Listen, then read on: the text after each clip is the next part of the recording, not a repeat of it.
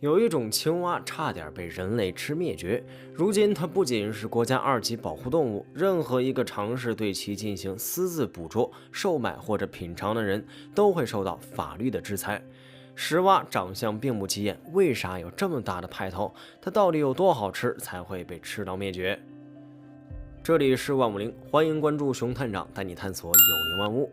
石蛙又被叫做脊胸蛙，它的胸部有密集而黑色的脊囊，据说能发出梆梆的洪亮响声，因此也被称作梆梆鱼。石蛙主要分布于我国的广西、湖北、安徽、江苏、浙江等地，是我国特有的一种大型野生蛙。它生活的环境极佳，溪水旁的石缝或石洞中就是它们最爱的安家场所。而且石蛙对于环境的质量要求比较高，特别是泉水，石蛙只有在没有寄生虫的淡水环境下生存。所以如果一个地方中出现了石蛙，那就意味着这边的环境非常好，没有受到任何污染。石蛙的食性比较杂，主要以昆虫、蚯蚓为主食，食用蚊虫类是石蛙获得免疫力的一种方式，也因此它们解决了不少害虫，成了农民的心头好，人类的好帮手。不过别看石蛙是蛙类，但它们胆子很大，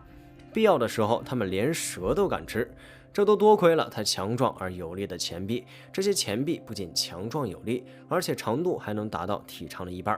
一条毒蛇想将石蛙作为它今天的晚饭，却没想到正当毒蛇要接近石蛙的时候，石蛙突然朝毒蛇跃去，用粗壮的前肢死死地抱住蛇颈，毒蛇无法动弹，再加上后面还有几只石蛙赶过来，猛扑到这条毒蛇身上。不管这条毒蛇怎么挣扎，石蛙还是越抱越紧，最后这些石蛙拖着窒息而死的毒蛇回到他们的老巢。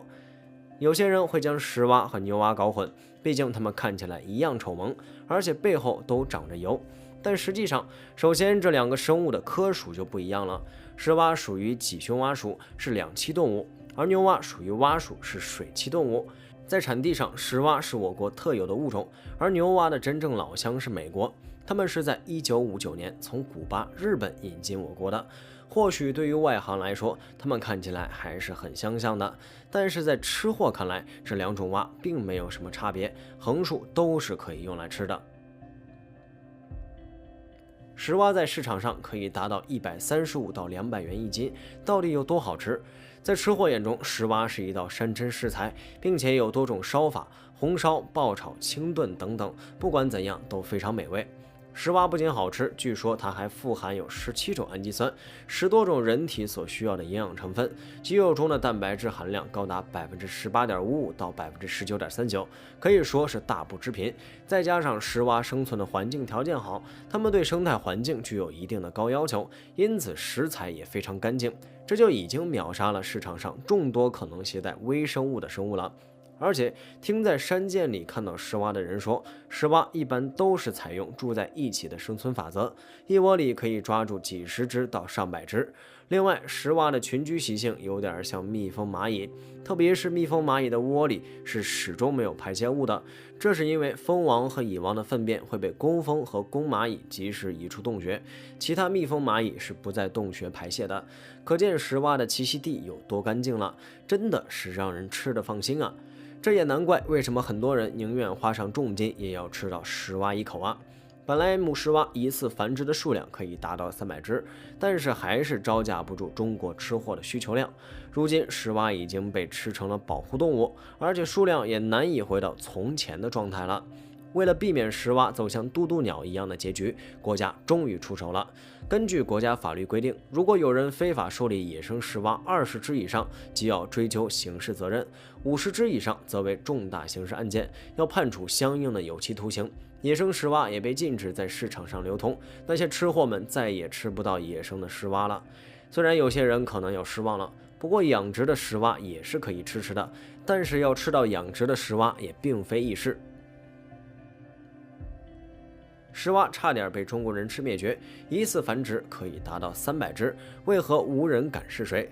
养殖石蛙确实会是一条能够发家致富的道路，毕竟它们的受众还是很多的。但养殖石蛙在市场上并不常见，想要买仍然要花大价钱。为什么人工养殖在石蛙身上就不奏效了呢？正如前文所说的，石蛙对于环境的要求很高，宏观到整个养殖环境的气温，微观到它们生活的水源都需要一一考虑。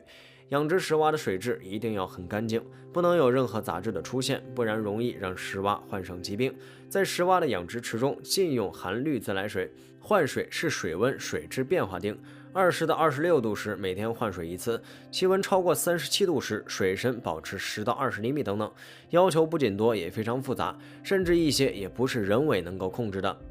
石蛙的常见病有很多，如红腿病、烂皮病、水霉病、胃肠炎等等，稍有不慎就容易患上这些病，而且很容易直接被养死。而且还要考虑到场地租金和设备、石蛙苗和饲料、药品和疫苗以及水电和人工等费用。如果石蛙一不小心病死了，就是一个严重的亏本生意。因此，不是大家不想做这个生意，而是不敢做。而且石蛙也不是有钱就能养，在养殖之前还得经过当地的政府部门批准，要办理一大堆证件。野生动物驯化繁殖许可证、营业执照、卫生许可证、经营许可证、税务登记证、特种养殖许可证、防疫合格证，相当麻烦。可以说，还没等到开始实行计划，就已经被前面的种种要求搞晕了。不过，一旦把养殖这件事做好了，那就是直接发家致富了。